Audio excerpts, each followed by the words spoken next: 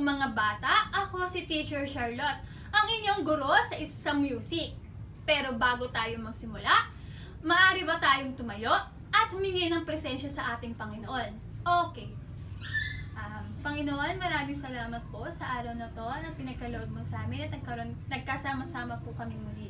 Ang bawat isa, ibigyan mo ng katalinuhan at kapayapaan sa kanilang kaisipan. Panginoon, bigyan mo sila ng isang mapagpalang araw ngayon, Panginoon. At ito po ay aking nihiling sa matamis ng iyong pangalan, Jesus. Amen. Okay, maaari na tayong magsiupo. Okay, sino ang lumiban sa ating klase ngayong araw? Okay, wala. Very good. Ang gagaling naman. Lahat ay present. Okay, bago tayo magsimula, ano ang pinag-aralan natin nung nakaraan? Okay, very good. Tungkol sa isang tempo. Tungkol ito sa slow or fast. Okay, ano nga ba ang tempo ulit? Okay, uulitin ko lang kung ano yung tempo ha. Ang tempo is a speed of movement whether is slow or fast.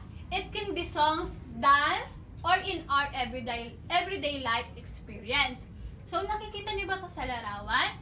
Meron akong inihandang drawing. Tingnan natin kung sino sa kanila ang mabagal at mabilis. Okay, very good. Ang galing.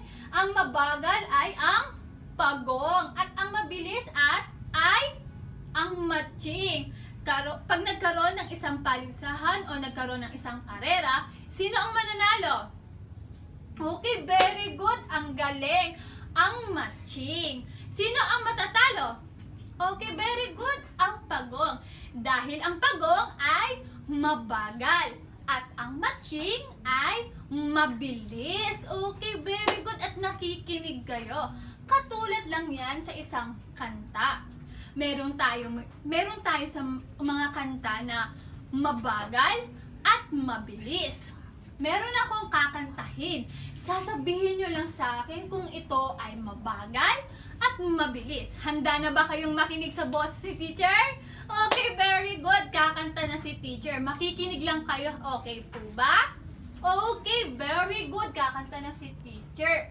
Ang kakantahin ni teacher ay sa ugoy ng duyan. Pag alam nyo yung kanta, pwede nyo sabayan si teacher. Okay po ba? Okay, very good. Okay, kakakanta na si teacher ha. Pagpasensyahan nyo na, hindi maganda ang boses ni teacher. So, kakanta ni sa teacher. Sana'y di magmaliw ang dati kong araw ng munti pang bata sa piling ni nanay. Nais kong maulit ang awit ni inang mahal, awit ng pag-ibig habang ako'y nasa duyan. Okay, chorus na tayo. Sana'y di magmaliw ang dati kong araw ng munti pang bata sa piling ni nanay.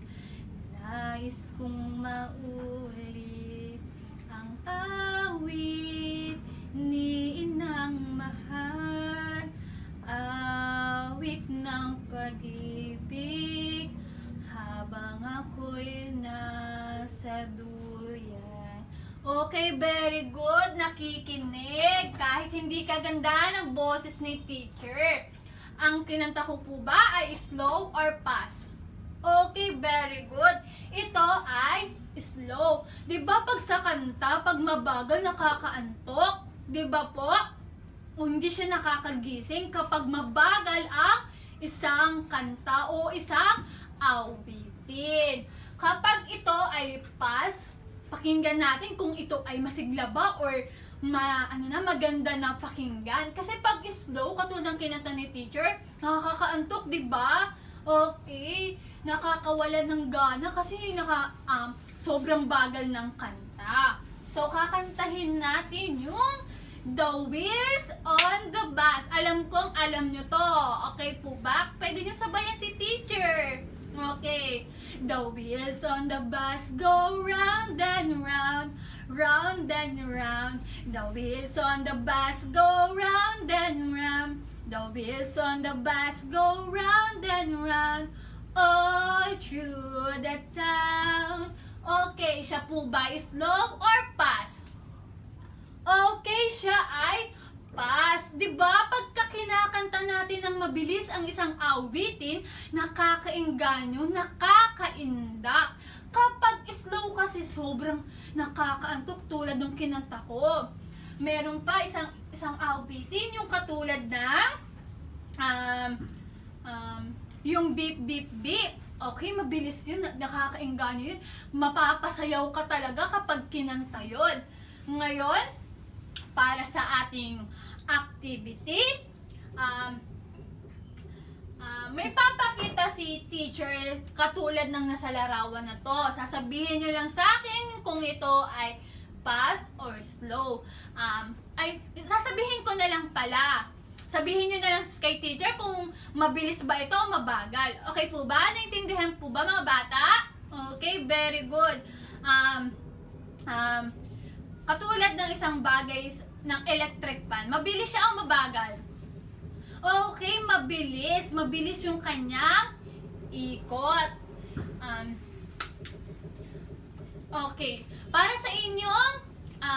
sa inyong activity, i-group ko kayo. Merong grupo ng slow at merong grupo ng fast.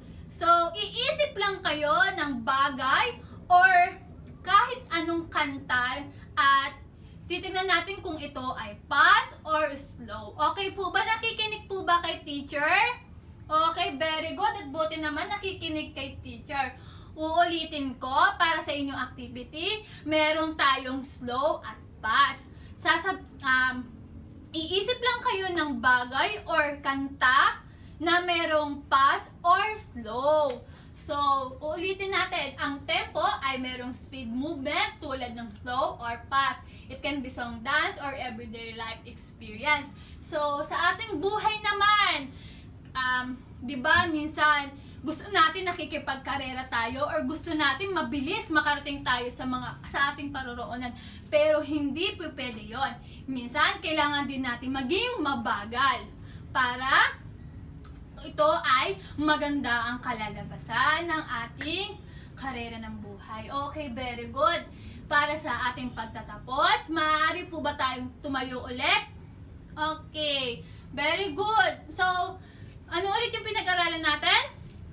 Okay, ang tempo ay merong speed movement na slow or fast. Okay, very good. Nakikinig po ba? Okay, para sa ating pagtatapos, tumayo na ang lahat. Okay, at pakipulot ang mga kalat sa inyong upuan at ayusin ang inyong upuan bago iwan ang classroom or silid paaralan para sa susunod na gagamit nito ay maayos at malinis. Okay. Okay na po ba? Naiayos na po ba ang upuan at ang inyong kalat? Okay. Maaari na tayong pumila sa labas at pumila ng maayos para tayo ay makauwi ng ligtas. Muli, ako si Teacher Charlotte, ang inyong teacher sa isang music. At yun lamang po at maraming salamat. Mag-ingat pa uwi, mga bata.